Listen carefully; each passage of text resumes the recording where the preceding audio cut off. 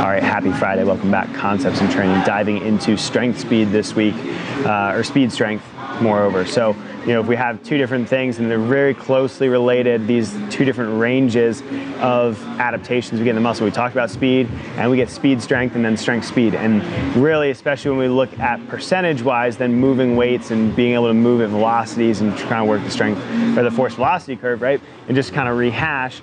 We have this force velocity curve, so if we have force on this y-axis, or velocity on this y-axis and force on this x-axis, being able to move in a manner that's going to develop different ranges. So when we looked at speed, we were kind of above this little line right here. Now if we look at speed strength, right, we're going to produce a little bit more force, but we're really going to work in this little range where we're in between that two lines. So what does that look like? Well, that looks like moving weights kind of in that like maybe 20 to 45, maybe 50% velocity range, okay? We're trying to develop an adaptation where we're still moving very, very fast, but we are producing a bit more force, right? And it's kind of like this weird, if you really look at the whole curve and riding the curve on force and velocity, well, we're working a little bit more on the force and really the rate of force production, but really looking at the rate of the force production. Not necessarily the force, but the speed of the force. I know it's kind of a weird, it's all Star Wars, but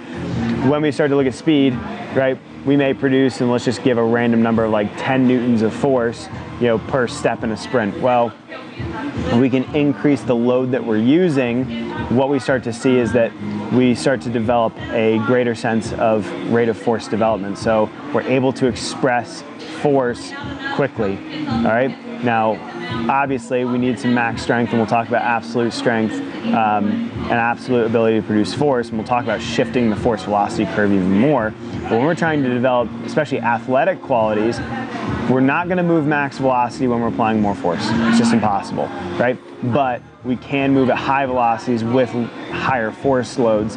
It's just not going to look at absolute speed. So when we start to look at training speed strength, we're going to look in somewhere in that probably 20 to 45, maybe 20 to 50%, of maximal load, moving that for reps and kind of having like a range that we can move in. So, a lot of like the work you see with, Dr. Brian Mann, some of those, like, you're looking at probably faster than a meter a second. Right now, sprinting for, average population, probably going to be like 7 to 8 meters a second. Higher level, more experience, you're going to look at like 8 to 9.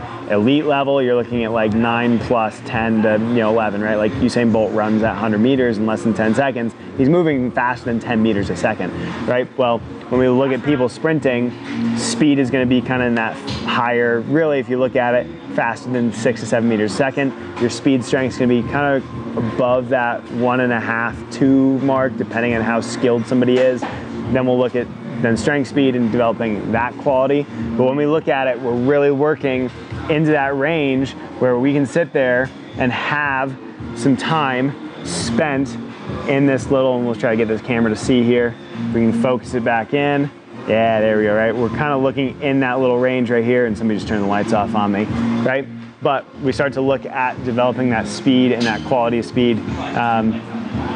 But being able to understand that if we can move a little bit more load, and camera coming back in focus, coming back focus, there we go, right? So all of a sudden we start to look at creating more force at a little bit of a slower velocity. We'll develop that speed strength, and then we'll look at creating a little bit higher force and a little bit less speed. We talk about strength speed itself.